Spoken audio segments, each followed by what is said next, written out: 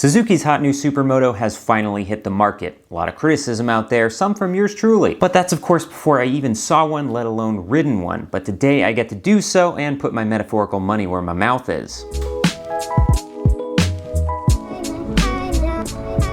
Alright, let's just kind of brainstorm or think expectation. I am very excited to try this thing out, that's for sure. Because a lot of people in comments give me flack for criticizing it, but at the same time, I was saying how excited I was to try it and how curious I am to see how it lives up to the expectation, because there is a lot of expectation here. Because this thing has been unchanged its entire life, and that entire lifetime has been a quarter century for the most part. It's crazy. So this change has a lot of weight to it, and I will still criticize the price, at least as of now, when not having ridden it.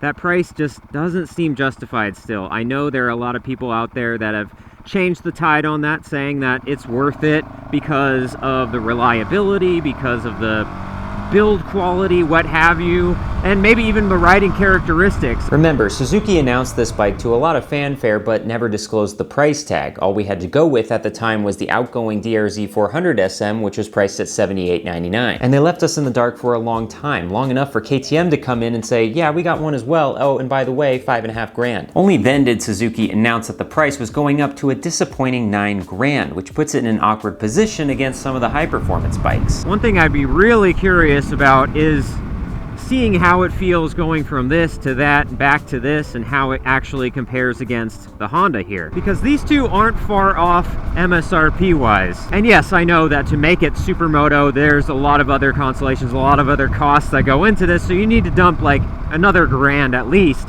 on wheels and tires and all of that, and probably more if you want to do something like ECU tuning fixes. I guess that's another question for the DRZ is how does it feel with the new fuel injection? Is it as twitchy as this, or is it pretty rideable out of the box? That might actually be a deciding factor as to whether or not you go with that over the CRF. But then the time finally came to see this bike up close and get acquainted with the controls. Not that there was much to come to grips with, but it had some new capabilities. The left side has your mode and arrow keys. Mode to select ride modes or traction control, and arrows to select which one you want. A is the sport, B is general, and C is rain mode. And traction control being 1 through 3, 3 being the most. You can also turn off the rear ABS entirely by hitting a button on the dashboard. I also want to touch briefly on the looks. I know that tiny headlight design can be a little bit polarizing to some, but in person it looks really good. In fact, the whole bike looks really good. It's sharp and it's got a modern feel. The blue in particular was a really good color, but another test rider pointed out to me that there's virtually no graphics on these bikes at all, just a little gradient line above the model name. Maybe it's a push away from their reputation with the older model. Bold, no graphics. That's probably all saved for next year's model and the next 20 after that. But now it's ride time, which went very smoothly right away. Oops, I'm used to the Honda. These things are flipped. But besides my unfamiliarity, things were promising. This is pretty stable at cruising speed. Let's punch it. Okay. So we're cruising in 5th. Let me just punch it again. It takes a little bit, but you can see I'm catching up to him. Okay, let's see engine braking.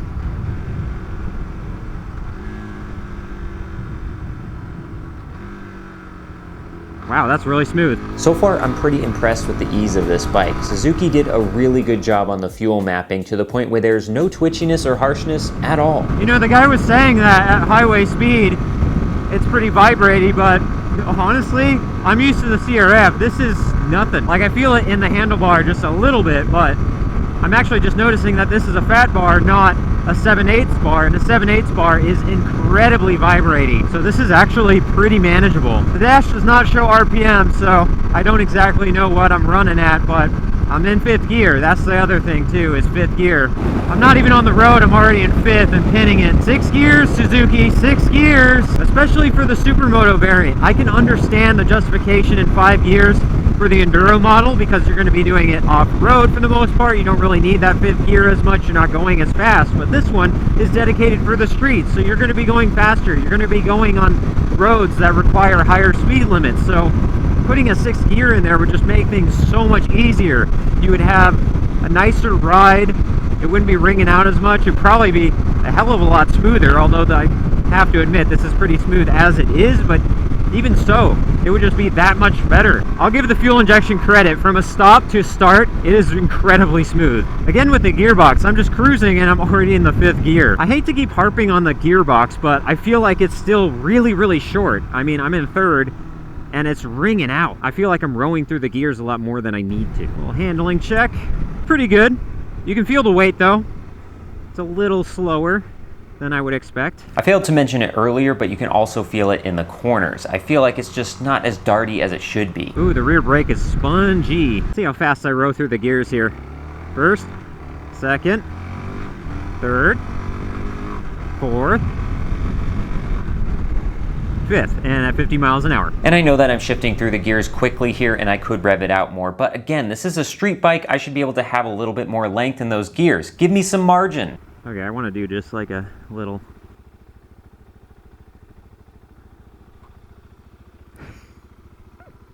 See how tight I can go? I gotta give the ECU props, especially like when you're just starting off. It's smooth.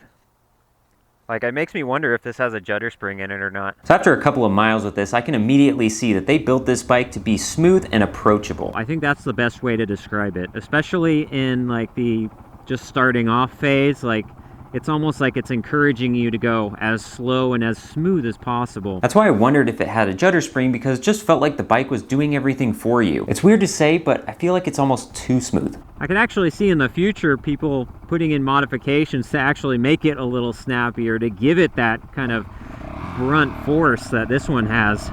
Whoops. See, I already got used to the blinker being up here. Now I gotta get used to the blinker being down there. Also, in feeling this, again, the need for a 6-speed in the DRZ is so prevalent, because I'm right now in 5th gear, going about 45 to 50 miles an hour, so 5,000 RPM. But if I want to get more, instantaneous torque, and then I could still shift up and then be cruising with that same RPM going 55 plus. And it's not just that the Honda is torquier, because it definitely is, but with a longer gearbox I have more potential to use that torque and use that acceleration. With the DRZ, it just felt like it was too limp in that regard. If I was getting the DRZ, I would definitely be looking into gear changes to see if there's any way I can fix that gear ratio to make it a little bit longer. Definitely to swap out the sprockets. I think it needs to be lengthened out a little bit there. Maybe they kept the closer ratios just so it feels a little more torquey, so it's probably going to be that it's a little more sluggish with that if you lengthen it out, but you know, that's just the price you gotta pay. Just remind myself of handling on this.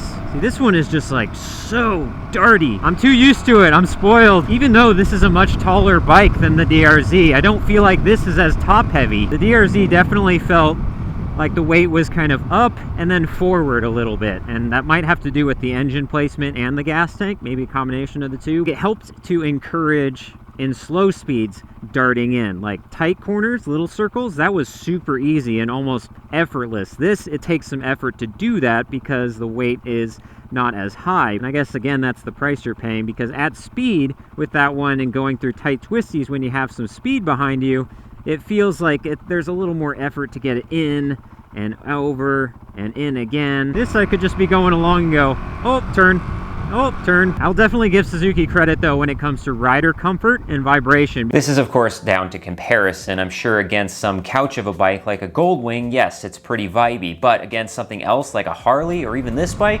it's nothing. Like I could just be cruising at 40 miles an hour like I'm doing right now, and I feel it everywhere. I feel it in my feet, I feel it in my knees, on the side of the gas tank. I definitely feel it in my hands. Everything has a tingle to it. And then if I really get up into the speed, the vibrations just amplify. So I know I'm comparing it a lot to the CRF here. That's just because that's what I'm riding and what I have ridden, but I'm trying to think if I was being as objective as possible. Like if I didn't have this bike and I was in the market for a supermoto, would I consider getting the DRZ? It's got a lot going for it because it's supermoto from the factory, which is nice. It's got the acceleration, which is nice. It's got the horsepower, which is nice. And it's got more than that from the other offerings that come from the factory, like the 300s and the 230s. This bike is set up to be an incredible beginner and even all-around supermoto, and if the old 400 is to be learned from, this is going to be highly modifiable in the not-too-distant future. But $9,000. That's really the only sticking point with me, is the price. $9 grand for that. I don't know that it's worth 9 grand, because there's so many other bikes out there that you can get for less than 9 grand. You can get a lot of horsepower these days brand new for 6 grand, 6.5, 7 grand. Again, with the price too, we just got to see what KTM has to offer now. If they'll ever put one in a dealership. If you take anything away from this test ride, it's this. Suzuki made an incredible supermoto. It's pretty fast, handles well, it's good for beginners and experts alike, and it is as smooth as butter. I would recommend anyone buy this in 5 years from now when it's used and the aftermarket's established.